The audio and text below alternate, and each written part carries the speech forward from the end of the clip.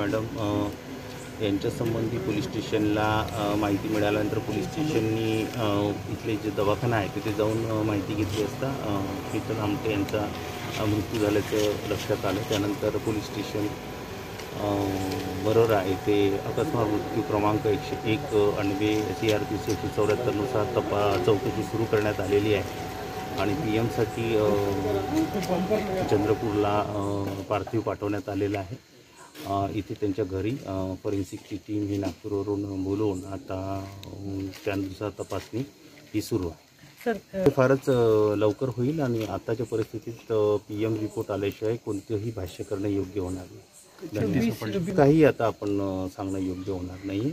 पूर्ण तपासांती परत जी माहिती येईल ती आम्ही तुमच्यासोबत नक्की शेअर करू। सुसाईड नोट आहे ही घटना किती वाजता घडली, तेव्हा घरी कोण कोण होतं नाही काही सांगता येणार साहेब, तपासाच्या जबाबी आहेत। तर जेव्हा काही तुम्हाला सांगण्यासारखं असेल त्यावेळेस निश्चित मी परत एकदा तुम्हाला सुसाईड नोट आहे नाही